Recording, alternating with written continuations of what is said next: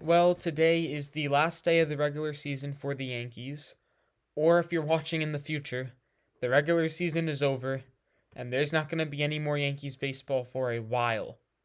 So I want to go over three Yankees who will not be with the team in 2024. Players who have played a lot this season in what is likely their last year in pinstripes. So the first player is Luis Severino. Severino, he has had such a long career with the Yankees. He first joined the team in the majors in 2015, and really, he was great since he joined up until he had Tommy John surgery. In 2019, Tommy John surgery, and he really hasn't been the same pitcher. He was good in 2022, but 2023 has just been a disastrous season. ERA of 6.65. He's been injured so much. He's been inconsistent. Change is needed with Luis Severino. I don't think it's going to work in the Bronx for another year. I think Severino is going to want to try to go somewhere new and tweak his mechanics a little bit. I just don't think it's going to work out. It's a sad way his Yankees tenure has ended because he's been with the team for so long. 2015. That was when he made his debut in pinstripes. He has been with the team for a while. He used to be one of the best pitchers in the league. And now it's a sad farewell for Luis Severino. The next player is Jake Bauers. Now, Jake Bauers, unlike Luis Severino, is not a free agent at the end of this year.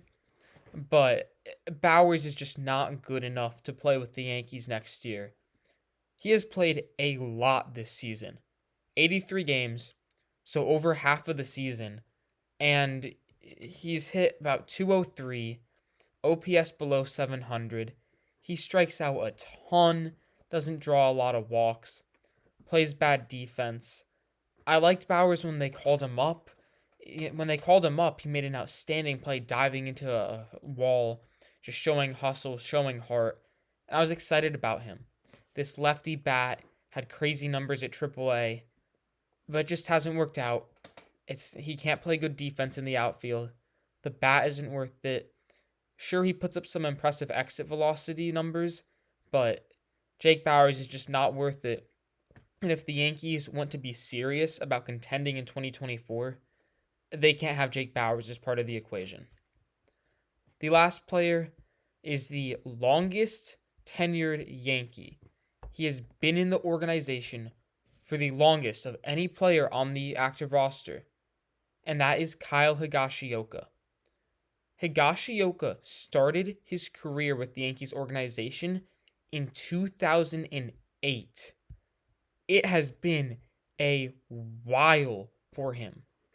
He was drafted in the 7th round in 2008 by the Yankees out of high school. Honestly, it's hard to say bad things about Higashioka. He goes out there, he plays when he's called on, gives it his all. Higashioka is someone that, as a fan, you just like. He plays the game well. All the pitchers love him. Who doesn't like Higgy? He just doesn't really have a spot next year with the team, though. He'll be 34.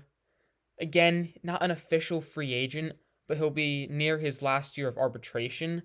So if the Yankees wanted to bring him back, it would be for a couple $1 million. And the Yankees have a lot of catchers next year. Jose Trevino, he's going to be ready opening day. You have Austin Wells, the catching prospect.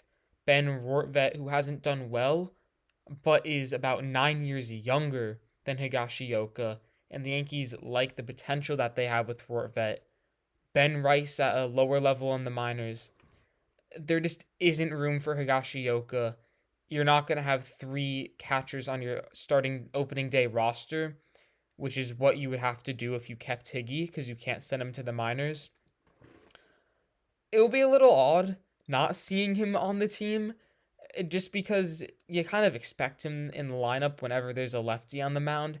You go, oh, we're going to get Higashioka. We might be shocked with some power from him because he can hit for some power. He's hit some 4 home runs, had some multi-home run games, plays a great game, calls a great game behind the plate. I just don't think he's going to have a spot next year with the team. And I think we saw our last season of Higashioka in pinstripes.